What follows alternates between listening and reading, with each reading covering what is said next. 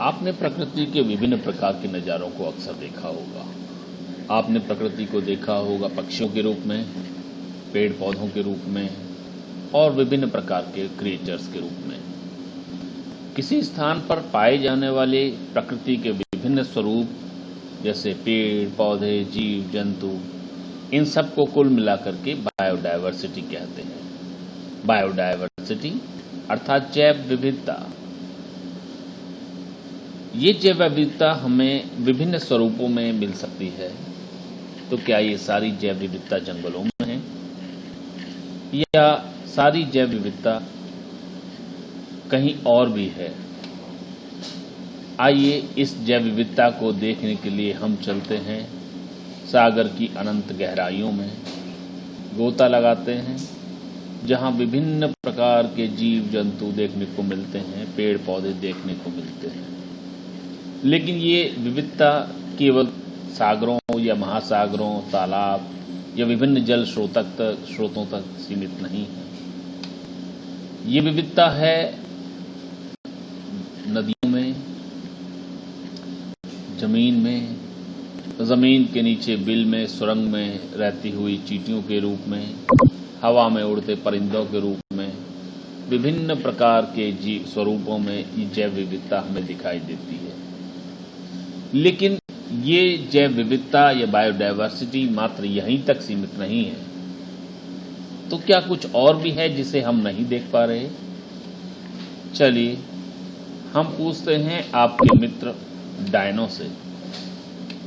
लगता है डायनो को कुछ दिखाई दिया। देखते हैं क्या मिला है हमारे डायनो को। ओह यस, डायनो को मिले हैं कुछ नए प्रकार के जीव जिन्हें वो अब तक नहीं देख पा रहा था। इन जीवों को माइक्रो ऑर्गेनिजम्स या सूक्ष्म जीव कहते हैं। आज हम इन्हीं सूक्ष्म जीवों के विषय में अध्ययन करेंगे। नमस्कार, मैं हूं आपका शिक्षक भूपेंद्र सिंह। जुड़े रहिए हमारे साथ। स्वागत करता हूं आप सबका वर्चुअल स्टडी ग्रुप में। वर्चुअल स्टडी क्लासेस के अंतर्गत हम लोग पढ़ रहे हैं पूर्व माध्यमिक संवर्ग के क्लास 8वीं कक्षा का। तो 8वीं कक्षा के लिए हम लोग अध्ययन कर रहे हैं विषय विज्ञान, जिसके अंतर्गत अभी हम लोग जिस यूनिट पर हैं वो है 5th यूनिट, सूक्ष्म जीवों का सामान्य परिचय एवं वर्गीकरण, आपके शिक्षक भूपेंद्र सिंह के साथ। अब तक हमने विभिन्न अध्यायों को पढ़ा। जो अध्याय फिजिक्स से रिलेटेड थे, भौतिक विज्ञान से रिलेटेड थे। जीव विज्ञान के क्षेत्र में पहला अध्याय आपका शुरू होता है इकाई 5 अर्थात अध्याय 5, जो है सूक्ष्म जीवों का सामान्य परिचय एवं वर्गीकरण, classification and general introduction to the micro organisms. चलिए शुरुआत करते हैं। सर्वप्रथम हम जानते हैं सूक्ष्मदर्शी। सूक्ष्मदर्शी एक ऐसा संयंत्र, नाम से ही क्लियर है, जो ऐसा उपकरण जिसको अति सूक्ष्म, बहुत छोटे जीवों को देखने के काम आता है। ऐसे जीव जिन्हें सामान्यतः हम अपनी नग्न आंखों से नहीं देख सकते, क्योंकि प्रत्येक चीज की, प्रत्येक उपकरण की, प्रत्येक प्राकृतिक वरदान की एक सीमाएं हैं। तो हमें जो ज्ञानेंद्रियां मिली हुई हैं उनकी भी कुछ सीमाएं निर्धारित हैं। तो हम अपनी आंख से 0.1 mm जो है 1 सेकेंड से छोटी चीज को नहीं देख पाते हैं। उसे देखने के लिए हमें एक संयंत्र की आवश्यकता पड़ती है, जिसको हम लोग कहते हैं माइक्रोस्कोप या सूक्ष्मदर्शी।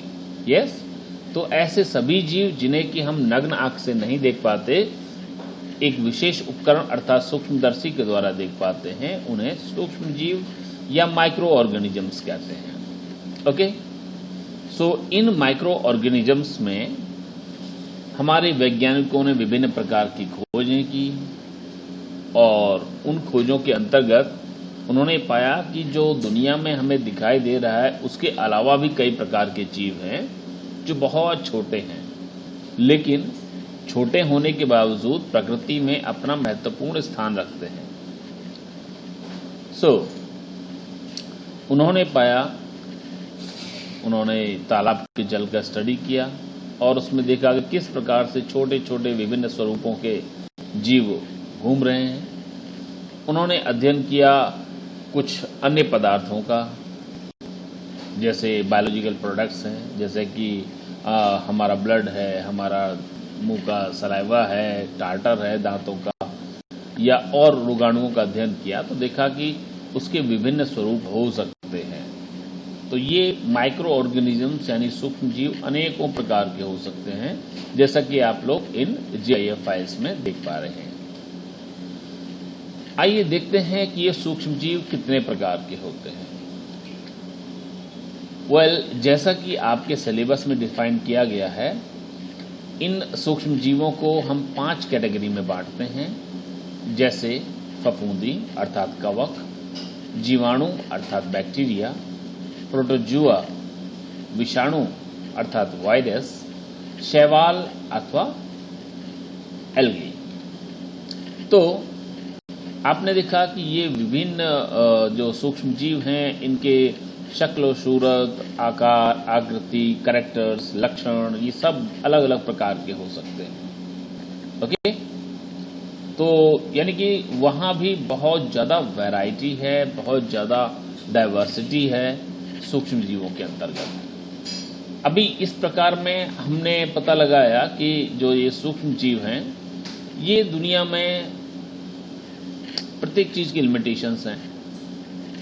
आपने कहा कि प्लांट्स हैं तो कुछ पर्टिकुलर इलाके में कुछ विशेष प्रकार के पौधे ही पाए जा सकते हैं, जंतुओं की प्रजातियां भी सीमित क्षेत्रों में पाई जाती हैं। लेकिन ये सूक्ष्म जीव जो हैं, जो माइक्रो ऑर्गेनिजम्स हैं, ये आप बिल्कुल कहिएगा जैसे कहते हैं ना, द गॉड इज कॉस्मोपॉलिटन, ईश्वर सर्वव्यापी है। तो उसी प्रकार से आप यहाँ देख रहे हैं कि सूक्ष्म जीव सर्वव्यापी है। सर्वव्यापी मतलब जहाँ जहाँ पाए जाने की संभावना हो सकती है, उन सभी जगहों पर ये सूक्ष्म जीव पाए जाते हैं। अगर हम हवा में बात करें तो हवा में ऊपर की तरफ चलते चले जाइएगा, आप ज़मीन से 1 मंजिल ऊपर यानी कि लगभग 10 फीट ऊपर खड़े होकर के कोई सैंपल लेते हैं हवा का, तो वहाँ भी सूक्ष्म जीव होंगे।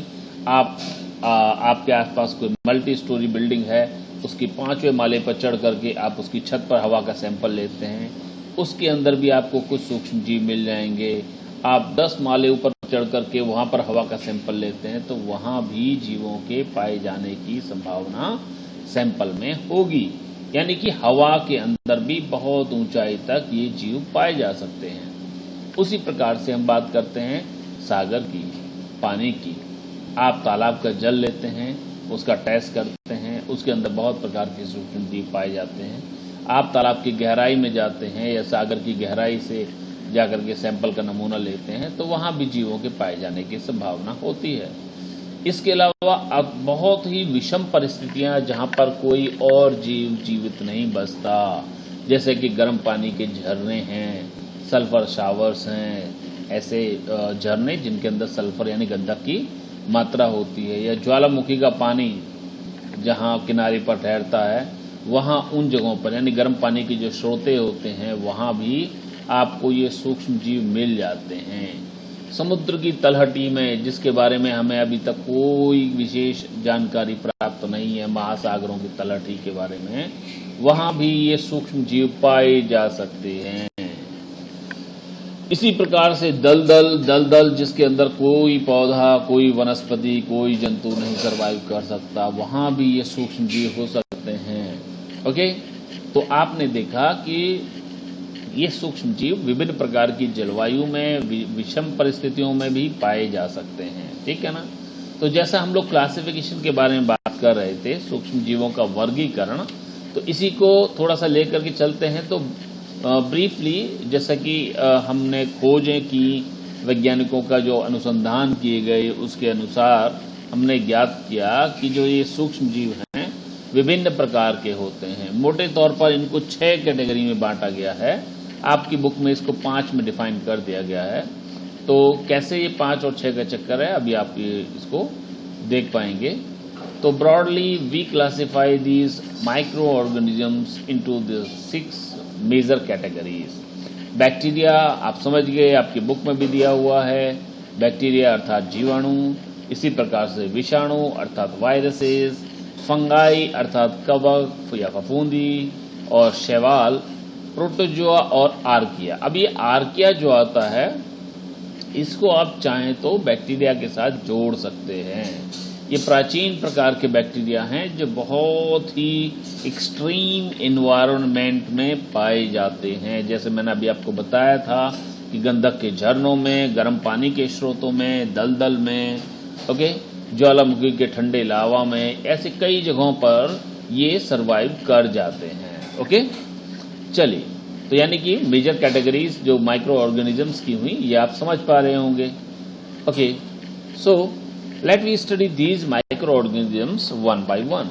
अभी एक एक करके इनको स्टडी करते हैं माइक्रोब्स को। अभी ज़्यादा डिटेल में नहीं जाएंगे, हमें उतना ही स्टडी करना है जितना आपके एनटीएससी के एग्जाम्स के लिए इम्पोर्टेंट है और बाकी आपके जो एकेडमिक एग्जाम्स के मद्देनज़र ज़्यादा ज़रूरी है। यस, सो आपकी बुक में जो दिया गया बैक्टीरिया, तो थोड़ा सा तो ये याद रखिएगा कि बैक्टीरिया जो है इसकी जो खोज हुई सबसे पहले हुई, एक वैज्ञानिक हुआ करते थे जिनका नाम था एंटोनी वॉन ल्यूवेनहॉक, A.V.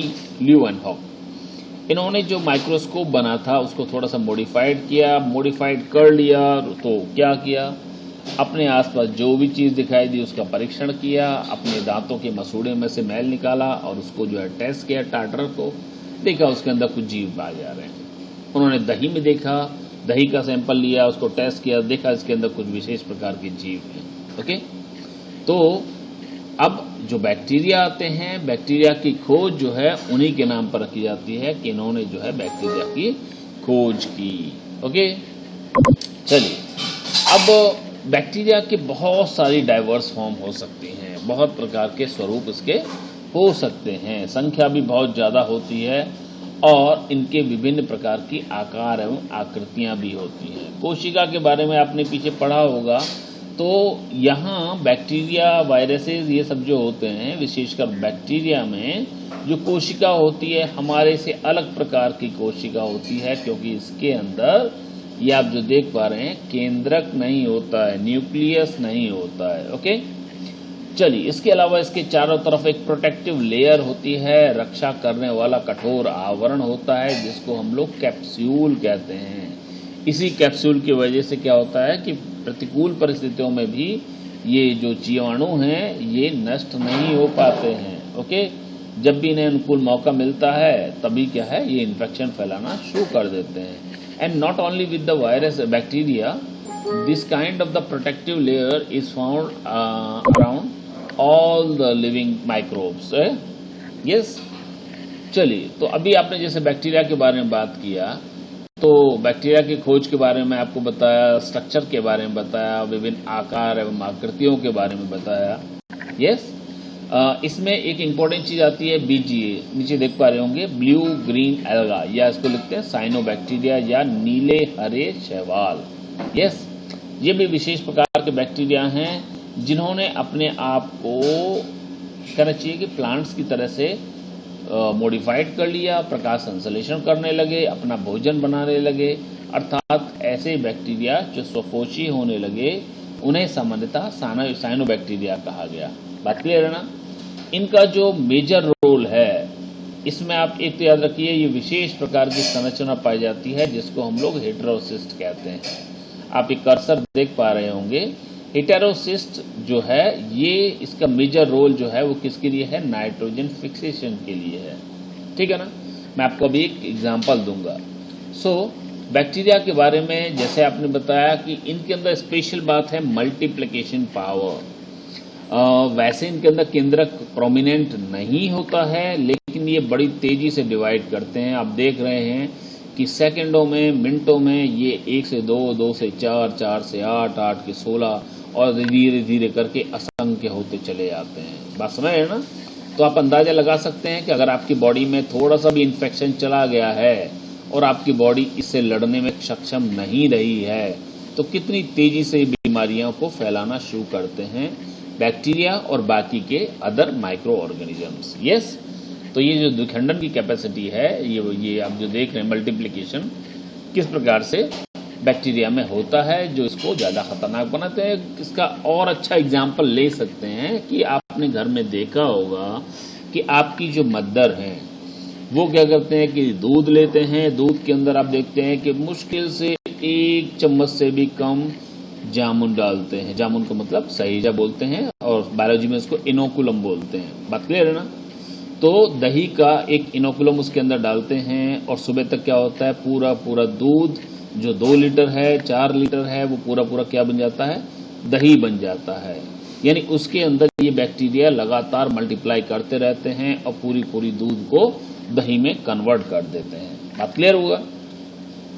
तो अभी हमने बात की बैक्टीरियाज के बारे में। बाकी इसके अलावा जो चीज़ों को सड़ाना, गलाना, ये सारे कार्य होते हैं, ये भी इन बैक्टीरिया के द्वारा किए जाते हैं। बैक्टीरिया के अलावा कुछ और भी वो होते हैं माइक्रो ऑर्गेनिज्म जो इसमें रोल प्ले करते हैं। अब यहाँ इस चीज़ को समझ लीजिएगा, ये सड़ाना गलाना भी नेचर के लिए बहुत ज़रूरी है।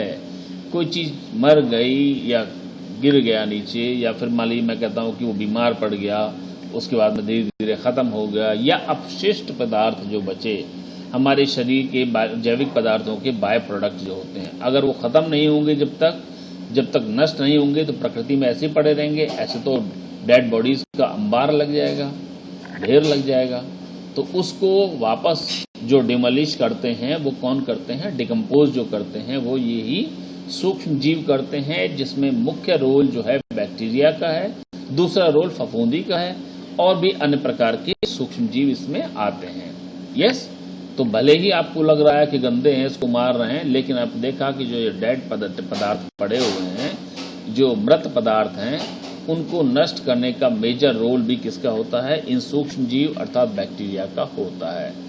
तो इस प्रकार से आपने जाना कि बैक्टीरिया किस प्रकार से हमारी नेचर में मदद करते हैं। अब होता कभी कभी ये है कि कभी कभी हम लोग कुछ कहना चाहिए कि स्टेल फूड खा लेते हैं, बासी खाना खा लेते हैं, तो देखते हैं आप उसका असर कैसे होता है।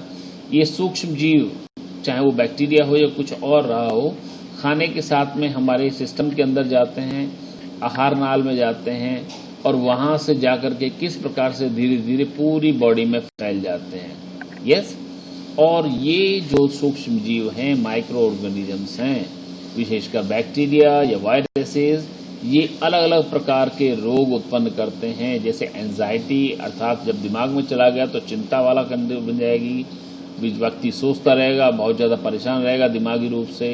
ओके, इसके अलावा आप देख पा रहे हैं कि इम्यूनिटी का मतलब हुआ कि प्रतिरक्षा जो है वो कमज़ोर होती जा रही है। अब 1-2 दुश्मन आएंगे तो उनका शरीर हमारा मुकाबला कर लेगा, लेकिन जब दुश्मनों की तादाद बढ़ जाएगी और हम अपने बॉडी को कमज़ोर करते चले जाएंगे तो क्या होगा, हमारा इम्यूनिटी अर्थात इम्यून सिस्टम कमज़ोर पड़ जाएगा, और उस कंडीशन में वी गॉट इल, हम बीमार पड़ जाते हैं। आगे आप देख पा रहे हैं डाइजेशन, पाचन तंत्र हमारा गड़बड़ा जाएगा, तो इसको हम लोग इनडाइजेशन भी कह सकते हैं। मतलब हमारा हाजमा खराब हो जाएगा, कॉन्स्टिपेशन हो जाएगा या लूज मोशन हो जाएंगे। बात क्लियर है ना? यस। अच्छा, इसके अलावा जब ज़्यादा कमजोरी आने लगेगी तो क्या होगा कि हमारे शरीर को प्रॉपर ऊर्जा नहीं मिलेगी, और इस प्रकार से हमारा जो बॉडी वेट है, हमारे जो शरीर का वजन है, वो धीरे धीरे चेंज होने लगेगा, कमजोर होने लगेगा, बदलने लगेगा। बात क्लियर है ना? तो आप ये कह सकते हैं कि आपके शरीर का जो वजन है वो धीरे धीरे गिरने लगता है। ओके, तो आप समझ पा रहे हैं कि माइक्रो ऑर्गेनिजम्स किस प्रकार से आपको नुकसान पहुंचा रहे हैं। अब आपने देखा कि जैसे देख रहे हैं, not only in case of the human beings, other animals में भी बात करें तो आपने देखा है बाकी जानवर भी अगर कुछ गलत चीज खा लेते हैं तो उनके साथ समस्या आ जाती है। यहाँ पर आप देख रहे हैं कि हिप्पोपोटामस खा खा करके क्या हो गया है, उसने अपना कुछ गलत चीज खा ली है, जिसकी वजह से उसको आप देख रहे हैं लूज मोशन हो गए हैं, डायरिया जैसी कंडीशन बन गई है। यस, एक मेजर इंपॉर्टेंट चीज जो आती है in case of the bacteria, बहुत इंपॉर्टेंट क्वेश्चन आता है राइजोबियम बैक्टीरिया के लिए। क्या है ये राइजोबियम बैक्टीरिया, इसको समझ लेते हैं। देखिए, अब आप में से जो बच्चे गांव के रहे होंगे वो जानते हैं कि जब हम दलहनी फसलें करते हैं, दलहनी मतलब दाल वाली फसलें, जैसे कि कोई भी दाल हो, मूंगफली हो, सोयाबीन हो, ढैंचा हो, इस तरह के जो फसलें करते हैं तो उनमें हमें यूरिया वगैरह नहीं लगाना पड़ता, नाइट्रोजन खाद नहीं लगानी पड़ती। यस, कारण क्या है? क्योंकि नेचर ने उसको गिफ्ट दिया हुआ है। नेचर ने दाल वाले पौधों को एक विशेष गिफ्ट दिया हुआ है कि इनकी जड़ों में आप देखिएगा, कभी जब स्कूल खुलेंगे तो आपको दिखाएंगे, छोटी छोटी सी गांठें पाई जाती हैं और इन गांठों के अंदर एक बैक्टीरिया रहता है जिसका नाम क्या है? Rhizobium bacteria. अब यहाँ देखिए इनकी दोस्ती होती है। दोस्ती मतलब जिसमें नुकसान कम हो, फायदा ज्यादा हो और दोनों को फायदा हो। तो इस दोस्ती में मटर के पौधे को ये बैक्टीरिया नाइट्रोजन उपलब्ध कराते हैं, क्योंकि नाइट्रोजन बहुत जरूरी है। नाइट्रोजन मुख्य अवयव है किसका? प्रोटीन का।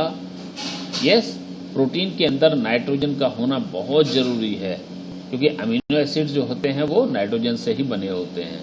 यस, तो यानी कि अन्य पौधों की अपेक्षा इसकी रिक्वायरमेंट नाइट्रोजन को लेकर के कंपैरेटिवली ज्यादा है। तो ये नाइट्रोजन कौन अवेलेबल करा रहा है? ये राइजोबियम बैक्टीरिया। यस, बदले में यहाँ पर क्या है? इसको रहने के लिए बड़ा अच्छा कोठे मिले हुए हैं, कमरे मिले हुए हैं और इन गांठों के अंदर क्या है? इसको भोजन भी प्लांट से सप्लाई होता है। तो प्लांट को थोड़ा सा नुकसान है, लेकिन बदले में बहुत ज्यादा फायदा है। यस, बैक्टीरिया को भी फायदा है। तो इस प्रकार के जो संबंध होते हैं इसको सहजीविता कहते हैं।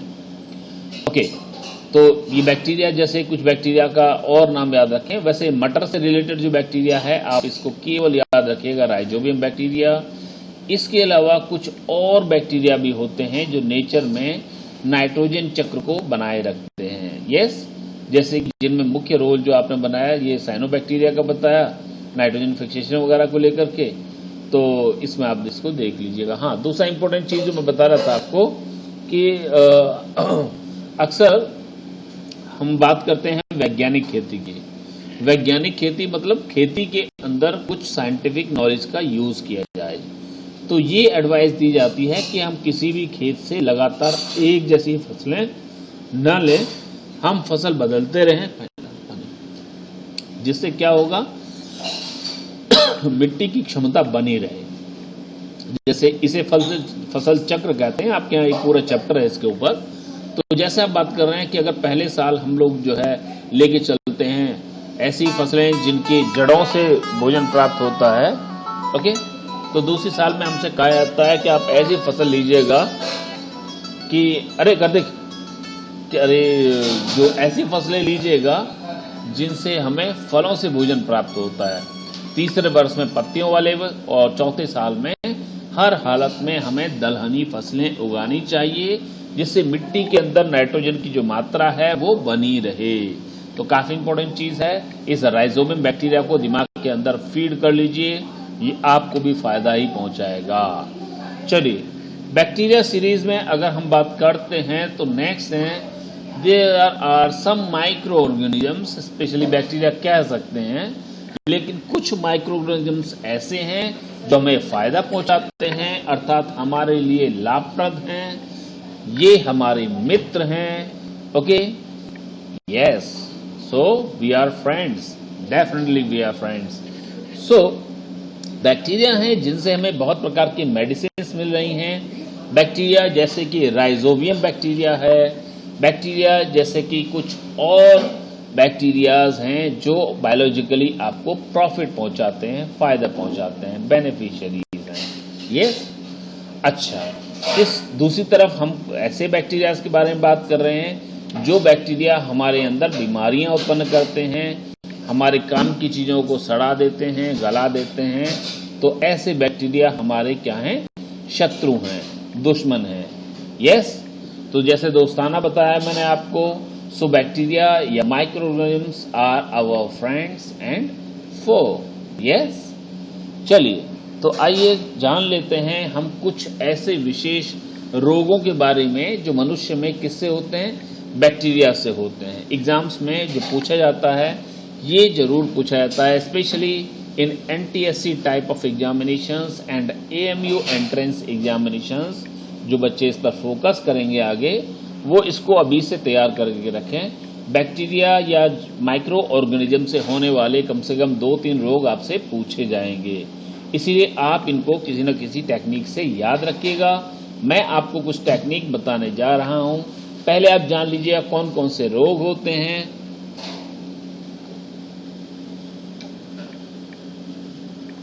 जो बैक्टीरिया से होते हैं, इनमें मुख्य रूप से है प्लेग, डिप्थीरिया, टिटनस, काली खांसी और न्यूमोनिया। इसके अलावा भी बहुत सारे कुष्ठ रोग वगैरह भी होते हैं। ये सारे रोग किससे होते हैं? बैक्टीरिया से होते हैं। अब इन्हें याद कैसे रखेंगे? अभी आपने केवल ये 5-6 रोग पढ़े, अभी इसके बाद में 50 रोग और पढ़ेंगे। यू विल गेट कंफ्यूज कि डिप्थीरिया इससे होता है तो डेंगू किससे होता है। तो मैं आपको कुछ फार्मूले बता रहा हूँ। ये जो आप फार्मूला सामने देख पा रहे हैं, इससे हम कुछ और रोग हैं जो बैक्टीरिया से होते हैं, इनको हम रट लें, बिल्कुल याद कर लें, गलती बिल्कुल नहीं होनी चाहिए। इसमें एब्रिविएशंस हैं, जिन एब्रिविएशंस को हमने इस ट्रिकी फार्मूले में सेट कर दिया है।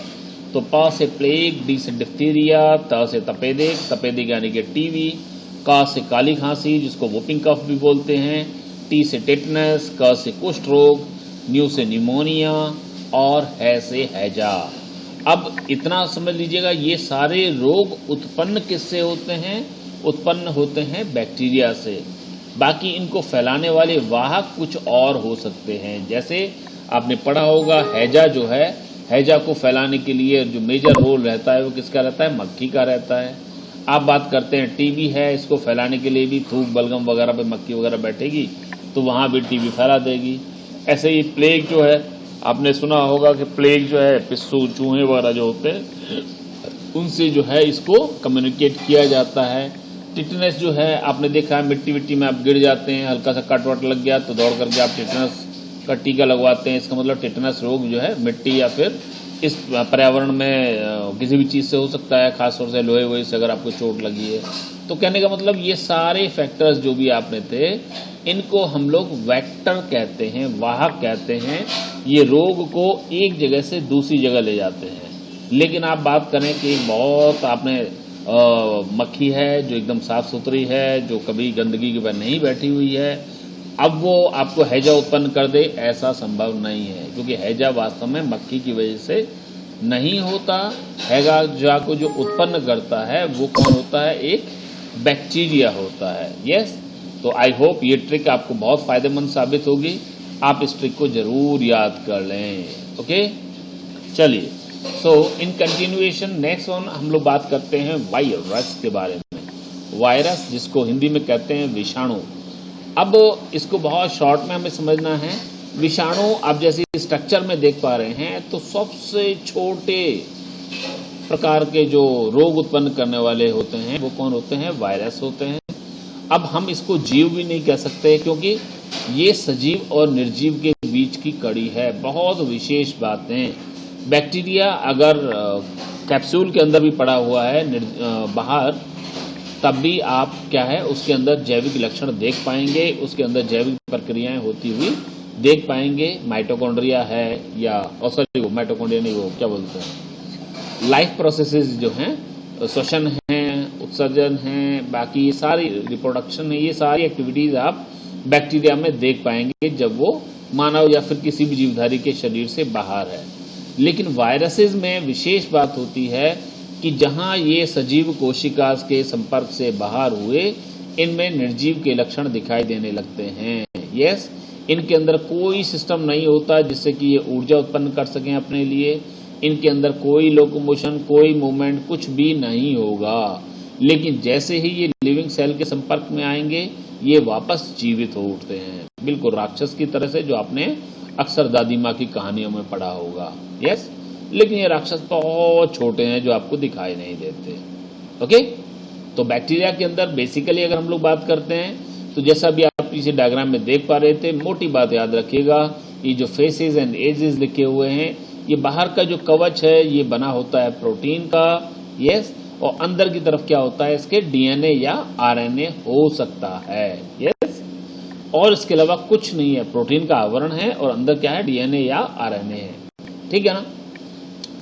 अलग अलग प्रकार की शक्ल सूरतें हो सकती हैं, जैसे बराबर में आप देख रहे हैं ये भी एक प्रकार का वायरस है, पहले डायग्राम में आप देख रहे हैं ये भी एक प्रकार का वायरस है जिसको फास्ट वायरस बोलते हैं। ओके, इसके अलावा कुछ और जो आप जानना चाहें तो कुछ और प्रकार के भी वायरस हो सकते हैं, ठीक है ना। लेकिन मुख्य बात क्या है कि इन वायरसेस में दो ही चीजें होती हैं जो आपसे पूछा जाएगा। बाहर प्रोटीन का आवरण होता है जिसको कैप्सिड कहते हैं, और अंदर की तरफ डीएनए या आरएनए कोई एक चीज पाई जाती है, ठीक है ना। चलिए आगे चलते हैं। अभी आज बहुत पॉपुलर है कोरोना वायरस, यस, तो कोरोना वायरस भी बराबर में जैसे देख पा रहे हैं उसी की जैसी स्ट्रक्चर है। छोड़िए, आगे चलते हैं। जो जरूरी चीज है आपके लिए उसको आप समझ लीजिएगा। इसको बोलते हैं वायरस से होने वाली बीमारियां। अभी आपने देखा 8-10 बीमारियां मैंने आपको बताई, किसके बारे में, बैक्टीरिया के बारे में। अभी कुछ और बीमारियां हैं जो वायरस से होती हैं। तो यहाँ भी मैंने आपको एक टेक्निक बताने की कोशिश की है, आप इस टेक्निक को जरूर फॉलो अप करें। इस टेक्निक में आप देख पा रहे हैं कि मैंने एक फॉर्मूला बना दिया है आपके लिए, और इस फार्मूले के अंतर्गत आप इसको याद कर पाएंगे, ठीक है ना। तो इसमें जो फार्मूला बना है इसमें आप समझ लीजिएगा। ये पहला, ये जो वॉयलेट कलर से लिखा हुआ है, ए चाची इन्हें डांटो, खरे गाल पर छापो। अब यहाँ क्या है कि स्पेशल इनका फार्मूलाइज बनते हैं। आप उसी क्रम में इसको जो है स्नैपशॉट ले लीजिएगा, इसका स्क्रीनशॉट। इसके बाद में आप देखते हैं कि ए फॉर एड्स, यस। तो अब यहाँ पर है चाची, इसे चाची से आप याद रखेंगे चेचक, ओके, चाचा भी बना सकते हैं इसको। आगे आता है इन्हें, तो ये अलग अलग है। ई फॉर इन्फ्लुएंजा, ये जिसको भी शॉर्ट में फ्लू कह दें, कैसा भी फ्लू हो, चाहे वो बर्ड फ्लू हो, चाहे वो चिकन फ्लू हो, चाहे वो अभी आजकल जो चल रहा है आपका कोरोना वायरस फ्लू हो, ये सारे के सारे एक प्रकार के इन्फ्लुएंजा यानी जुकाम की बीमारियां हैं। तो ई से जो जुकाम होता है वो किसकी वजह से होता है, वायरस की वजह से होता है। Thereafter the herpes, herpes एक स्किन की बीमारी है, त्वचा की बीमारी है, त्वचा के ऊपर जैसे बोलते हैं ना हिंदी में मकड़ी फिर जाना, okay. Thereafter dengue, yes dengue, डाटो, डाटो से बनेगा डेंगू, और ट्रैकोमा। तो डेंगू क्या है इसके बारे में थोड़ा सा एक्चुअली मैं अलग से बताऊंगा। डेंगू अभी तो एब्रिविएशन समझ लीजिए। डा से डेंगू, टी से ट्रकोमा, ख से खसरा, रे से रेबीज, गा से गलसुआ, गाल पूरा है जो गाल से बन गया गलसुआ, और पर से पोलियो, छा से छोटी माता, और पो से पीलिया एंड पोलियो, ओके। अभी वापस लौट करके आते हैं, इससे मिले जुले कुछ सवाल और बनते हैं। अब वापस आ जाइएगा एड्स के, इसके बारे में हम डिटेल में पढ़ेंगे, मैं यहाँ नहीं बताऊंगा आपको। Thereafter chicken pox, chicken pox जिसको हम लोग बोलते हैं बड़ी माता, यस। चेहरे के ऊपर मोटी मोटी फुंसियां हो जाती हैं एक साथ, जिनमें अंदर पानी भर जाता है, बाद में पानी का मतलब लिक्विड भर जाता है, और बहुत ज़्यादा इन्फेक्शियस डिजीज है। पहले बहुत ज़्यादा हुआ करती थी, लेकिन अभी हम इसके ऊपर वैक्सीनेशन के द्वारा कंट्रोल पा चुके हैं काफ़ी हद तक, बिल्कुल ख़त्म। वायरस से होने वाली बीमारी को हमेशा याद रखिएगा, बिल्कुल नहीं ख़त्म किया जा सकता। हम कहें कि एकदम जीरो लेवल पर ख़त्म कर दिया है, नो, कभी नहीं हो सकता, यस। इसीलिए हमें इनसे केवल बच के ही रहना पड़ता है। कारण यह है कि वायरस आपकी बॉडी से आपने बाहर कर दिया, लेकिन कहीं निर्जीव पड़ा हुआ है 10, 20, 50, 100 साल तक, कुछ नहीं बिगड़ेगा उसका। जब भी मौका मिलेगा वो तुरंत क्या करेगा, इन्फेक्शन करेगा आपकी बॉडी में, यस। तो इसीलिए आपने देखा भी है कि नॉर्मली चिकन पॉक्स खत्म कर दिया, जो और बीमारियां हैं इनको खत्म कर दिया, लेकिन अचानक से फिर दोबारा से फैल जाती हैं, ठीक है ना। खैर छोड़िए, इन्फ्लुएंजा तो यहाँ मैंने आपको बता ही दिया था कि जितने भी प्रकार के जुकाम होते हैं, चाहे वो कोरोना वायरस हो, चाहे फ्लू हो, चाहे बर्ड फ्लू हो, चाहे वो स्वाइन फ्लू हो, चाहे वो कुछ भी रहा हो, उस कंडीशन में जितने भी जुकाम टाइप के वायरस होते हैं इनको इन्फ्लुएंजा वायरस कहा जाता है। हर्पीस के बारे में मैंने आपको बताया था कि आमतौर पर घरों में जिसको कहा जाता है कि मकड़ी फिर गई त्वचा के ऊपर, तो वो जो कंडीशन बनती है इसको हर्पीस कहते हैं। मकड़ी वकड़ी का कोई खास लेना देना नहीं होता है इसमें मेजर रोल जो होता है वो किसका होता है, वायरस का होता है, हर्पीस वायरस का।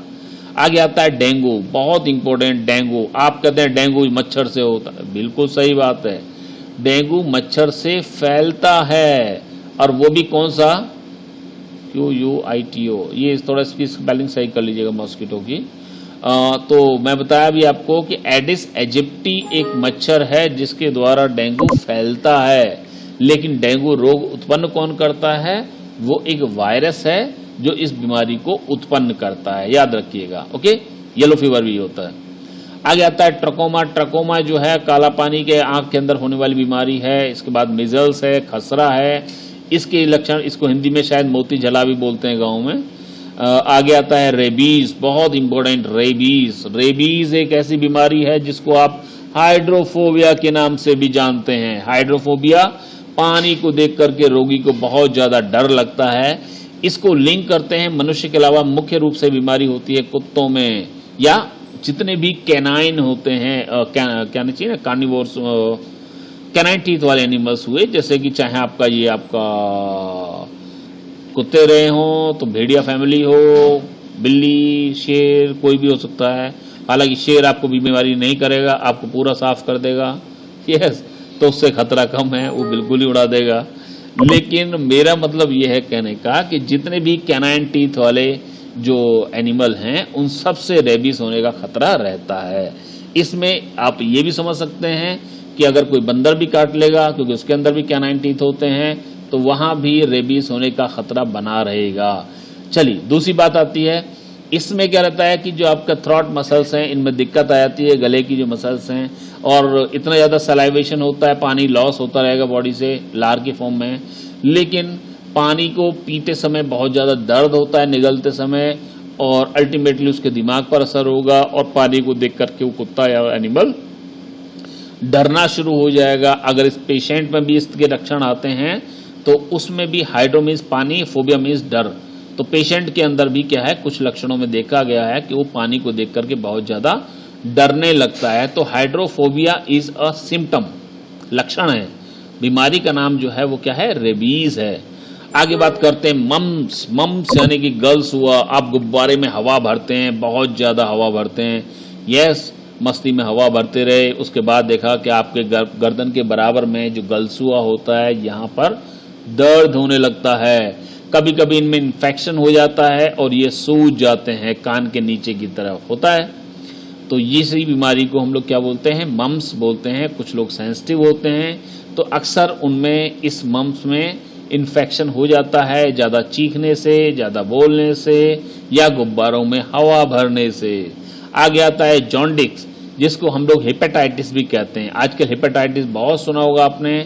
वास्तव में हेपेटो का मतलब लीवर से हुआ, आपके यकृत से हुआ, तो यकृत की बीमारी है, और नॉर्मली इसको गांव में पीलिया भी कहते हैं। ओके, और इसका मेजर रोल जो रहा वो है पानी के संक्रमण के द्वारा। आगे आता है छोटी माता। ये माता और पिता आप समझ पा रहे होंगे। बड़ी माता बड़े बड़े दाने होते हैं, छोटी माता नॉर्मली गांव में जिसको कहते हैं वो क्या होती है, स्मॉल पॉक्स होते हैं, चेहरे के ऊपर छोटे छोटे दाने हो जाते हैं, बाकी दोनों लगभग एक जैसे ही होते हैं। आगे आता है पोलियो। पोलियो आप अच्छी तरह समझ पा रहे हैं, लेकिन अक्सर लोग पोलियो के बारे में कंफ्यूज हो जाते हैं। पोलियो को एक चीज और याद रखने की है, वो है ओपीवी, ओरल पोलियो वैक्सीन। आजकल पोलियो की जो दवा पिलाई जाती है, आपके घर आते हैं 2 बूंद जिंदगी की पोलियो पिलाने के लिए, बस में है ना, तो इस पोलियो वायरस को खत्म करने के लिए ही होता है। तो मैंने अभी आपको बताया वायरस से होने वाली बीमारियों के बारे में। आगे चलते हैं, आपके कोर्स में है प्रोटोजोआ और फंगाई। अभी प्रोटोजोआ और फंगाई के बारे में बस इतना ही समझ लीजिए। प्रोटोजोआ एक कोशिकीय जीव हुए जिनमें आपकी ही जैसी कोशिका होती है, लेकिन सिंगल सेल से पूरी बॉडी बन जाती है। ओके, यस, बहुत छोटे छोटे होते हैं, जैसे अमीबा वगैरह का आपने नाम सुना होगा। कुछ मुख्य बीमारियां हैं, इनको आप थोड़ा समझ लीजिएगा। एक फॉर्मूला मुझे मिला, मैं आपके साथ में शेयर कर रहा हूं। जैसे आपने देखा कि काला सोना पाया मैंने, इस फार्मूले से आपको कुछ बीमारियां हैं जो प्रोटोजोआ से होती हैं, ये मिल जाएंगी। अभी आपको इनके पैथोजन के नाम नॉर्मली नहीं पूछे जाते हैं, जब पूछे जाएंगे तो आपको बता देंगे। अभी काला से काला जार एक बीमारी है, वैसे इसको काला अजार बोलते हैं। यस, लेशमेनिया एक पैथोजन होता है जिसकी वजह से होती है। देयर आफ्टर सोना, सोना मीन्स सोने की बीमारी। सोने की बीमारी का गोल्ड से कोई लेना देना नहीं है, बहुत जरूरी चीज। मतलब ऐसा नहीं है कि आपकी मम्मी को सोना अच्छा लगता है तो उनको सोने की बीमारी है। यहाँ पर है स्लीपिंग सिकनेस। स्लीपिंग सिकनेस का मतलब पेशेंट के दिमाग पर असर होता है, जिसकी वजह से उसको नींद ज़्यादा आती है और सोते सोते ही क्या होता है, उसका इंतकाल खास हो जाता है। यस, तो ये जो बीमारी है ये भी इंडिया में बहुत कम पाई जाती है, लेकिन बहुत खतरनाक बीमारी है। कहाँ की? मेडिटेरेनियन एरिया की, जो भूमध्य रेखा के नीचे अफ्रीका टाइप की जो कंट्रीज़ हैं वहाँ पर दिक्कतें ज़्यादा हैं। ये भी ट्रिपैनोसोमा एक प्रोटोजोन होता है जिसकी वजह से होती है। आगे आता है पायोरिया। पाया, इसको अलग कर दीजिए तो पायोरिया से पायरिया। पायरिया आपने देखा है दांतों के अंदर। अब यहाँ थोड़ा सा कंफ्यूजन है, लेकिन क्योंकि आपके स्तर पर चल जाएगा इतना तो ठीक है। पायरिया वास्तव में बैक्टीरिया से होता है, लेकिन इस बीमारी को बढ़ाने में सबसे बड़ा जो रोल है वो एंट अमीबा नाम का एक प्रोटोजुआ होता है, जो इस बीमारी को बढ़ाता है, आपके मुंह में पाया जाता है। पेचिस, लूज मोशन। अब चाहे ये सिंपल पेचिस हो चाहे खूनी पेचिस हो। खूनी पेचिस का मतलब दस्त लग गए और दस्त के अंदर ब्लड आने लगा, तो ये सारा भी एंट अमीबा है, इसी मुंह वाले अमीबा का रिश्तेदार है, जिसको एंट अमीबा हिस्टोलाइटिका बोलते हैं। तो इस एंट अमीबा की वजह से खूनी पेचिस भी हो जाती है। और सबसे इम्पोर्टेंट मैंने मीन्स मलेरिया। यस, सो मलेरिया के बारे में याद रखिए आप। फिर क्या नाम है, आपका दिमाग की बत्ती जलेगी, आप कहेंगे नहीं सर मलेरिया तो मच्छर से होता है। बिल्कुल वही बात जो डेंगू के बारे में मैंने बताई। मच्छर मलेरिया को केवल फैलाता है, मलेरिया उत्पन्न नहीं करता। मेरी बात समझ है ना? यस, अभी मैं एक छोटी सी बात कहूँ, एक एक्सपेरिमेंट कीजिएगा कि आपने घर के अंदर बिल्कुल पैकिंग एरिया है, वहाँ पर एक बर्तन में पानी रख दिया जिसमें कोई मच्छर आके बैठा, उसने अंडे दिए, उससे मच्छर पैदा हुए। यस, अब जो नए मच्छर पैदा हुए हैं वो आपको कितना भी काटते रहें, मलेरिया बिल्कुल नहीं होगा। यस, मलेरिया जब होगा जब वो मच्छर किसी बीमार आदमी को, जिसको पहले से ही मलेरिया है, उसको काटेगा, तो उस मच्छर के अंदर आ गया। फिर वही मान लीजिए उस मच्छर का नाम एक्स है, तो एक्स मच्छर वापस जब आपको काटेगा तभी मलेरिया होने की संभावना है। तो नॉर्मली मच्छर से मलेरिया नहीं होता, मलेरिया होता है प्रोटोजुआ से। तो ये फार्मूलाज आप जरूर याद रखिए। लास्ट में आता है फफूंदी से होने वाले रोग। इन रोगों को भी आप जान लीजिएगा। फफूंदी आप समझ रहे हैं, फफूंदी जो आपके खाने पाने पर जो फंगस लग जाती है, जो फफूंदी लग जाती है, उसे कवक कहते हैं। इसका फार्मूला बड़ा फनी है, गंजा दमाद खाए फ्रूट।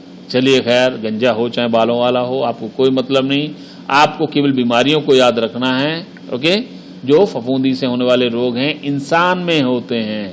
इसमें आप देखेंगे कि गंजापन, बाल उड़ जाने की जो समस्या आती है वो भी किसकी वजह से होती है? फफूंदी की वजह से होती है। इसीलिए कहा जाता है कि आपके जो कंघे होते हैं इन कंघों को साफ करते रहना चाहिए। दूसरी बात, एक दूसरे का कंघा ज़्यादा इस्तेमाल नहीं करना चाहिए, और ख़ास तौर से सैलून पर जब आप जाते हैं बाल कटवाने के बाद, क्योंकि वहाँ पर एक ही कंघे से बहुत सारे पेशेंट का बहुत सारे कस्टमर्स को ट्रीट किया जाता है। तो क्या करना है, आपने आने के बाद बालों को अच्छी तरह से साफ जरूर करना है, क्यों ना क्या होगा, गंजापन आप में भी आ जाएगा और आप पता लगा 8वीं 10वीं क्लास में ही गंजे हो जाएंगे। यस, आगे आता है दामा। दामाद का हमने बनाया दामा। तो दामा से दमा मतलब आस्थमा जिसको बोलते हैं, सांस फूलने की बीमारी आमतौर पर कहा जाता है। यस, बहुत सारे कारण है इसके, लेकिन प्राइम कंसर्न जो होता है वो किसकी वजह से होता है? फंगस की वजह से होता है। दरअसल होता यह है, फफूंदी के स्पोर हवा में फैले रहते हैं। ओके, सांस के साथ में क्या होता है, आपके या इंसान की बॉडी के अंदर चले जाते हैं, फेफड़ों में चले जाते हैं, और फेफड़ों में जाने से पहले ही हमारी श्वास, देखिए बहुत अच्छा सिस्टम बनाया हुआ है हमारी बॉडी में कि आपका जो श्वास का रास्ता है उस रास्ते में ही उन स्पोर्स को रोक दिया जाता है। लेकिन वो स्पोर्स क्या करते हैं? एलर्जी करते हैं। उस एलर्जी की वजह से आपके सांस की नली में म्यूकस बनता है। म्यूकस जिसको आप लोग बलगम कह सकते हैं। बहुत ज़्यादा बलगम बनने से श्वास की नली का रास्ता छोटा हो जाता है, इसीलिए फेफड़ों में एयर नहीं पहुंच पाती। तो जब एयर नहीं पहुंचेगी या देर में पहुंचेगी तो क्या होगी? समस्या आएगी। इसी बीमारी को दमा कह सकते हैं। आपने देखा है दमा के जो पेशेंट होते हैं वो खांसते बहुत ज़्यादा हैं, खांसते समय थूकते बहुत ज़्यादा हैं, और थूक में बहुत ज़्यादा गाढ़ा म्यूकस निकलता है। यस, तो इसे दमा कहते हैं। किसकी वजह से होता है? फफूंदी की वजह से होता है। आगे होता है दाद, दाद खाज खुजली, नाम से क्लियर है ना। आप तीनों को चाहे तो एक साथ जोड़ सकते हैं, हालांकि खुजली थोड़ा सा इससे अलग है, लेकिन आप समझ लीजिए दाद खाज खुजली ये सब जो भी होता है फफूंदी की वजह से होता है। दाद क्या होता है, इसको रिंगवर्म बोलते हैं, इंग्लिश में जरूर याद रखिएगा, क्योंकि आपको लगता है रिंगवर्म, वर्म, वर्म मीन्स शायद कोई एनिलीड रहा होगा, हेमिल्बंथ रहा होगा, नहीं ऐसा नहीं है, नाम इसका रिंगवर्म है, लेकिन ये किसकी वजह से होता है, कवक की वजह से होता है। ओके, रिंग आपने देखा है जब आपके दांत हो जाता है तो क्या है, वो गोलाई में बढ़ता रहता है लगातार, यस, एक सर्कल में वो लगातार बढ़ता रहता है गोल गोल, की खास पहचान है दांत की। तो दांत भी किसकी वजह से होता है, फफूंदी की वजह से होता है। इसके अलावा खाज है, खाज या खुजली एक ही बात है। ए से एथलीट फिट, एथलीट फुट या फिट कह लो, कुछ भी कह लो, ये भी एक बीमारी है जो आपकी इसको बिल्कुल ऐसे मान के चलिए जैसे आपकी उंगलियों के बीच में कभी कभी क्या है कि स्किन गलने लगती है, पैरों की उंगलियों के बीच में, यस, तो इस तरह की समस्याएं पैदा हो जाती हैं। आप लगातार जब शूज पहनते रहते हैं और आप सॉक्स नहीं बदलते हैं, इसीलिए आपसे कहा जाता है, विशेष रूप से जो हमारे फौजी लोग ट्रेनिंग करते हैं उनसे स्पेशली कहा जाता है कि दिन में आप कम से कम 3 या 4 बार शूज बदलिए, क्योंकि सॉक्स बदलिए, क्योंकि लगातार उन्हें लंबे समय तक शूज पहनना होता है, यस। अब इसके बाद आता है संक्रमण के तरीके क्या क्या हो सकते हैं। जैसे मैंने अभी आपको बताया तो आप अंदाजा लगा चुके होंगे कि बीमारियां आपके अंदर कैसे भी पहुंच सकती हैं, जैसे वायु के द्वारा पहुंच सकती हैं, हवा से होने वाली जितनी भी वायरस वाली बीमारियां हैं मुख्य रूप से वायु के द्वारा होती हैं, याद रखिएगा। कारण है इसमें एक और चीज आता है droplet infection. Droplet infection means जब आप बोलते हैं या छींकते हैं तो बहुत छोटी छोटी सी लार की बूंदें आपके मुंह या नाक से निकल करके हवा में फैलती रहती हैं, बात समझ रहे ना। उन बहुत छोटी छोटी बूंदें के संपर्क में अगर कोई स्वस्थ व्यक्ति आता है तो वो भी इन्फेक्टेड हो जाता है। तो इस प्रकार से वायु से फैलने वाली बीमारियां हैं। तो मैं बताया विशेष रूप से वायरस जो है वो एयरबॉर्न डिजीज है। आगे लेके चलते हैं दूषित जल के द्वारा। दूषित जल के द्वारा मैंने बताया आपको, जैसे कि पीलिया खास तौर से और हैजा, यस। तो ये जो बीमारियां होती हैं ये मुख्य रूप से किससे होते हैं, आपका कंटेमिनेटेड वाटर जो होता है। इसके अलावा और बहुत सारी बीमारियां हैं जो पीने के पानी से होती हैं। मिट्टी के द्वारा तो मैं आपको बताया भी था सबसे पहले, तो इसमें आप याद रखिएगा क्या, टिटनेस, ओके। तो टिटनेस वगैरह जो होती हैं वो भी किससे होती हैं, ये सॉइल बॉर्न डिजीज हैं। इसके अलावा सॉइल में क्योंकि बहुत तरह की फफूंदी, प्रोटोजोआ और कहना चाहिए कि अनेकों प्रकार के बैक्टीरिया, वायरस वगैरह हो सकते हैं, उनके स्पोर हो सकते हैं जो फल सब्जियों के माध्यम से या फिर और पेड़ जो भी चीज़ें हैं हमारे खाने वाने को इन्फेक्टेड कर सकते हैं, यस। या कुछ समझदार बच्चे होते हैं जो खेल करके आते हैं बाहर से, नहीं सॉरी, ज़्यादा समझदार बच्चे होते हैं, खेल के आते हैं, वो कहते हैं टाइम बचाना है, हाथ धोने में टाइम नहीं वेस्ट करना है, फटाफट खाओ बस पढ़ने बैठ जाओ। अल्टीमेटली क्या होगा, 2 दिन बाद में फिर पेट पकड़ के बैठ जाएंगे, क्योंकि जब हम लोग खेलते हैं तो मिट्टी विट्टी लग जाती है, हमारी उंगलियों में, नाखूनों में मिट्टी होती है जो खाने के साथ हमारी बॉडी के अंदर चले जाएंगे, और जब ये अंदर जाएगी तो क्या होगा, फिर आपको बीमारियां लग जाएंगी, यस। तो इस प्रकार की समस्याएं जो आती हैं वो सॉइल बॉर्न डिजीज की आती है। इसीलिए कहा जाता है कि खाना खाने से पहले हाथ अच्छी तरह से जरूर धोएं, यस, ओके। कितने सेकंड तक, 20 सेकंड तक। चलिए आगे आते हैं। हाथ धोने का तरीका आपको हमारे कैडेट्स बताते रहते हैं, जरूरत होगी तो मैं दोबारा से बता दूंगा। संक्रमित व्यक्ति के द्वारा, यस। अब देखिएगा जितनी भी ये डिजीज हैं इन्हें कहा जाता है कम्युनिकेबल डिजीज। कम्युनिकेबल डिजीज जो बीमार व्यक्ति से स्वस्थ व्यक्ति में फैलती हैं। तो जब भी आप बीमार व्यक्ति के संपर्क में जाएं या आपको आशंका हो या आपको कंफर्म हो तो अपने आप को सुरक्षित करते हुए जाएं। सुरक्षित कैसे करेंगे, सीधी बात है, उसके इस्तेमाल करी हुई चीजों को ध्यान से छुएंगे, ओके। छूते समय आप कुछ ग्लव्स या प्रोटेक्टिव मेजर्स लेंगे। आप अपनी सांस को साफ रखने के लिए आप फिल्टर्स अर्थात मास्क वगैरह यूज करेंगे, बात समझ रहे हैं ना। सैनिटाइजर या और जो चीजें हैं उनका इस्तेमाल करेंगे, और वहां से आने के बाद अपने आप को अच्छी तरह से साफ जरूर करेंगे, बात क्लियर है ना। तो इस प्रकार से ये 5-6 तरीके होते हैं, 4 यहाँ पर आपको डिस्कस किए गए हैं जिनके द्वारा क्या होता है, संक्रमण फैलता है। अब रोगों से बचाव कैसा करना है, तो भाई पहली बात तो वही है कि आप संक्रमण के तरीकों को समझ लीजिएगा, उन तरीकों से बचाव कीजिएगा, तो आप अपना बचाव कर सकते हैं। यस, बाकी आप यहाँ पर दिए हुए हैं, ज़्यादा लंबा हमें वीडियो नहीं खींचना है। तो किस प्रकार से हम अपना बचाव कर सकते हैं, तो हम ये जान लें पहले कि रोग होता क्यों है, कौन उसको फैलाता है। अब उन दोनों चीज़ों से बचना है, किससे? रोग उत्पन्न करने वाले से और रोग फैलाने वाले, दोनों लोगों से। बात समझ रहे ना? आप जब दोनों को बचाव कर लेंगे तो उस कंडीशन में क्या होगा, आप डेफिनेटली बीमार नहीं पड़ेंगे। एक तरीका और होता है, जैसा आप डायग्राम में देख पा रहे हैं, यस, वैक्सीनेशन। अब वैक्सीनेशन के भी कई तरीके हैं, कई तरह की वैक्सीन होती हैं, लेकिन हमें यहाँ ज़्यादा दिमाग नहीं खर्च करना। अभी आपके लेवल पर जो है, इस डायग्राम में आप देख रहे हैं, आप क्या करते हैं, स्वस्थ व्यक्ति के शरीर में कमजोर बैक्टीरिया या वायरस या पैथोजन को भेज देते हैं। ओके, ऐसा रोगाणु, ऐसा रोग उत्पन्न करने वाला जीव जो इतना कमजोर है कि बीमारी उत्पन्न नहीं कर पा रहा, आप देख रहे हैं उसके खुद की हालत खराब है, तो ऐसा रोगाणु आपके शरीर में डाल दिया, तो उस रोगाणु को देखते ही हमारे शरीर की जो WBC टाइप की सेल्स हैं, यस, ये YYY लिखा दिखाई दे रहा है आपको उनके चेहरे पर, ये इम्यूनोग्लोबिन्स हैं। तो कहने का मतलब इम्यूनिटी को बढ़ाने वाली जो सेल्स हैं जैसे WBC, तो वो क्या है, अपने विशेष प्रकार की सेना तैयार करती हैं कि भाई इसको पहचान लो अच्छी तरह से, इस दुश्मन के ऊपर धड़ाधड़ आपको क्या करना है, एंटीबॉडीज की बौछार करनी है। यस, अब आपका बॉडी समझ चुका है कि अगर इस तरह का दुश्मन कभी भी आता है तो क्या करना है, हमने इस तरह की सेना तैयार रखी है बना करके, दिखाई दे रहा है ना।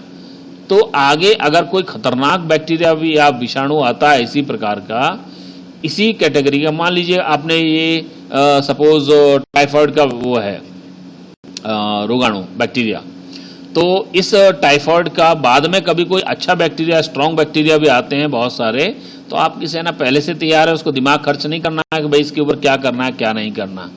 यस, तो इस प्रकार से टीकाकरण की परिभाषा आप ये कहेंगे कि वैसे कई तरह का होता है, लेकिन नॉर्मली आप ये समझ लीजिए कि शरीर में, स्वस्थ व्यक्ति के शरीर में कमजोर रोगाणु डाल दिए जाते हैं, जिससे उसका प्रतिरक्षा तंत्र उसके खिलाफ एंटीबॉडीज का निर्माण कर सके। यस, ये एंटीबॉडीज हमेशा शरीर में आगे रहती हैं और भविष्य में जब कोई दूसरा बैक्टीरिया या विषाणु आता है उसके ऊपर क्या होगा, पहले से ही अटैक करके उसको खत्म कर देती हैं।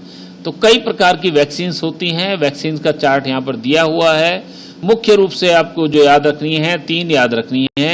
एक तो BCG जो बैसिलस कैलमेटी गुआरिन है, नॉर्मली आपसे नहीं पूछते हैं, लेकिन ये टीबी के लिए होती है। टीबी मतलब ट्यूबरकुलोसिस। ओके, इंडिया में बहुत ज़्यादा केसेस थे टीबी के, जिसकी वजह से ये बहुत पॉपुलर वैक्सीन है BCG जो लगती है। इसके अलावा एक और आती है जिसको बोलते हैं हम लोग DPT, बहुत इंपॉर्टेंट चीज़। DPT जो होती है इसको ट्रिपल वैक्सीन बोलते हैं। ट्रिपल वैक्सीन इसलिए बोलते हैं क्योंकि ये अकेली वैक्सीन 3 बीमारियां, D for diphtheria, P for pertussis यानी काली खांसी और T फॉर टिटनस। यस, तो ये 3 बीमारियों से बचाव करेगी, डिफ्थीरिया से, काली खांसी से और टिटनस से। बात समझ रहे ना? तो DPT को याद रखिएगा। और तीसरा याद रखिएगा OPV means oral polio vaccine. Yes, यानी जरूरी नहीं है कि वैक्सीन आपको मुंह से क्या नाम इंजेक्शन से ही दी जाए, कुछ वैक्सीन टैबलेट की फॉर्म में और लिक्विड की फॉर्म में भी होती हैं। जैसे पोलियो की वैक्सीन जो है वो कहाँ से जाती है, मुंह में से दी जाती है, 2 बूंद जिंदगी की, होता है कि नहीं होता। इसके अलावा कुछ और भी होती हैं, तो आप इन बीमारियों की वैक्सीन को याद रखें। यस, बाकी एक टीटी का भी याद रखिएगा। टीटी आपने बहुत सुना होगा, आप खेलते हुए अक्सर गिरते होंगे, और जब गिरते होंगे तो आपसे तुरंत दौड़ के आ जाता है, जाओ टीटी का इंजेक्शन लगवा लो। तो टीटी का मतलब टिटनस टॉक्साइड, सस्ता सा है, 40-50 रुपये में पड़ जाता है। ओके, तो जब भी अगर आपको लग रहा है कि आप खेले हैं, लोहे वोहे से चोट लग गई है या कुछ और बात है, उस कंडीशन में पहला इंजेक्शन टिटनस का ही लगवाएं। ओके, तो ये आपको बताया मैंने वैक्सीनेशंस के बारे में। इसके अलावा और भी कुछ तरीका हैं जिससे कि आप रोगाणुओं से अपना बचाव कर सकते हैं। बचाव कैसे करेंगे कि भाई जो समस्या पैदा कर रहा है उसी को खत्म कर दीजिए। पेस्टिसाइड डालिए, आप सैनिटाइजर का इस्तेमाल कीजिएगा, और बाकी जो फ्लोर क्लीनर वगैरह होते हैं उन सब का इस्तेमाल कीजिए। यस, एक बहुत इंपॉर्टेंट टॉपिक आपके यहाँ है, कौन? एड्स। एड्स से रिलेटेड आपको 5-6 बातें बतानी है, बाकी आप समझदार हैं, सब जानते हैं। एड्स पूरा नाम क्या है? लिखा हुआ एक्वायर्ड इम्यूनो डिफिशियंसी सिंड्रोम। कोई दिक्कत नहीं है, आप इसको रोमन में भी याद कर सकते हैं या सामने जैसे लिखा है वैसे याद कर सकते हैं। हिंदी में बोलते हैं उपार्जित प्रतिरक्षा न्यूनता सिंड्रोम। यस, नहीं है तो आप व्हाट्सएप ग्रुप पर लिख के डाल दीजिएगा, सर एड्स के फुल फॉर्म बता दीजिए, मैं बता दूंगा आपको हिंदी में। यस, बीमारी उत्पन्न करने वाला जो है उसको क्या कहते हैं? एड्स का बीमारी उत्पन्न करने वाला जो होता है उसको HIV वायरस कहते हैं। लेकिन अब याद रखिए, बहुत जरूरी चीज, HIV अलग है, एड्स अलग है। एड्स बीमारी का नाम है, HIV उस वायरस का नाम है जो बीमारी उत्पन्न करता है। स्पष्ट है?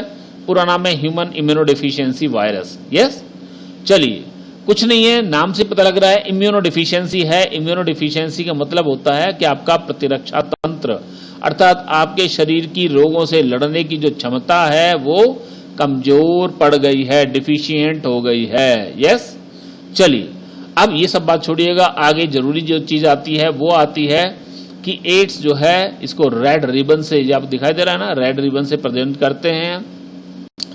और जरूरी चीज जो आपको जरूर मालूम होगा, हर साल हम लोग 1 दिसंबर को एड्स दिवस मनाते हैं। पूछा जाता है एड्स दिवस कब मनाया जाता है? बहुत बहुत बहुत बहुत इंपॉर्टेंट, हमारी जो भर्ती होगी उसमें भी हम इस तरह का एक सवाल जरूर पूछेंगे। यस, चलिए आगे आइएगा। एड्स के लक्षण क्या होते हैं आपको मालूम ही है, लिखा हुआ है, टीवी में लगातार विज्ञापन आता रहता है। ये आगे आता है इसके कारण और इसकी रोकथाम कैसे की जा सकती है। तो नॉर्मली आपको 4-5 तरीके बताया होगा, या तो मैन टू मतलब ह्यूमन कांटेक्ट के द्वारा, सेक्सुअल कांटेक्ट के द्वारा, या मदर से फीटस को यानी माता से जो पेट में बच्चा पल रहा है उसके लिए हो सकते हैं, या ब्लड ट्रांसफ्यूजन हो। ये 3 तरीके बताया मैंने आपको, यानी कि किसी भी प्रकार से इन्फेक्टेड व्यक्ति का रुधिर अगर स्वस्थ व्यक्ति के रुधिर के संपर्क में आ जाता है, तरीका कोई भी क्यों ना हो, चाहे डायरेक्ट ब्लड ट्रांसफ्यूजन हो, चाहे वो रेजर से कट जाए या नाई के उस तरह से कट जाए, या इंजेक्शन से, सिरिंज से, इन्फेक्टेड सिरिंज से, या किसी भी प्रकार से अगर होता है तो एड्स का होने की संभावना रहती है। ये 3 समस्याएं हैं। तरीका क्या है दोबारा सुन लीजिएगा। एक तो है सेक्सुअल कांटेक्ट के द्वारा, नंबर 2 बताया मदर से बच्चे को जो पेट में पल रहा है, और तीसरा होता है जहां ब्लड का इन्फेक्टेड ब्लड स्वस्थ व्यक्ति के शरीर में आ जाए। यस, इसके अलावा कोई मतलब की चीज नहीं है। यस, अच्छा, अब कैसे नहीं फैलेगा? इन 3 के अलावा जितने भी तरीके हैं उनसे एड्स नहीं फैलेगा। मतलब एड्स नहीं फैलेगा साथ में खाना खाने से, हाथ मिलाने से, छूने से, खड़ा होने से, किस करने से। ओके, इनमें से किसी भी प्रकार से एड्स नहीं होगा। और तो और मच्छर, मक्खी, खटमल, जू, खांसने से, छींकने से किसी भी प्रकार से एड्स होने की संभावनाएं अभी तक नहीं आई हैं निकल के, अर्थात नॉर्मली नहीं होती हैं। बस 3 तरीके जो बताए हैं उन 3 तरीकों में विशेषकर सावधानी रखनी होती है। ठीक है ना? चलिए, अब जो मैंने बताया था देखिए मिल गया यहाँ पर। 1 दिसंबर को एड्स दिवस कहते हैं, बहुत इंपॉर्टेंट। एक एलिसा टेस्ट होता है, टेस्ट के बहुत सारे नाम होते हैं, जैसे मलेरिया का टेस्ट है उसको अलग बोलते हैं, टाइफाइड का टेस्ट है उसका नाम अलग है, ऐसे करके यहाँ पर जो है इसको एलिसा टेस्ट कहते हैं। ठीक है ना? इसकी फुल फॉर्म है इम्यूनो लिंक क्या था, एंजाइम लिंक इम्यूनो सॉर्बेंट असे, लेकिन आपके मतलब की ये सब चीजें नहीं हैं। अब इससे रिलेटेड क्वेश्चंस हैं, आप ये क्वेश्चंस देख लीजिएगा। मैं आपको एक क्वेश्चंस का स्नैपशॉट अलग से डाल दूंगा। जो क्वेश्चंस आप लोग कर पा रहे हैं वेरी गुड, ट्राई कीजिएगा, और जो नहीं हो पा रहे हैं उन क्वेश्चंस को आप व्हाट्सएप ग्रुप पर लिख करके डाल दीजिएगा। हो सकता है यहाँ पर आपकी इसकी विजिबिलिटी कम रही हो। ओके, मैं इसको काफी क्लियर तरीके से आपके व्हाट्सएप ग्रुप पर डाल दूंगा। आप इससे प्रॉब्लम्स कीजिएगा, फिर भी कोई समस्याएं आती हैं, so I am here to solve all the problems. Yes, so स्वस्थ रहिएगा, अपना होमवर्क अपनी फेयर कॉपी में कर लीजिएगा। कोई और समस्या हो तो बताइएगा व्हाट्सएप ग्रुप पर। हमारे साथ बने रहने के लिए बहुत बहुत धन्यवाद। आप देख रहे थे virtual study group of class 8th विज्ञान, chapter number 5। Okay, so till then, take bye bye, take care, take rest.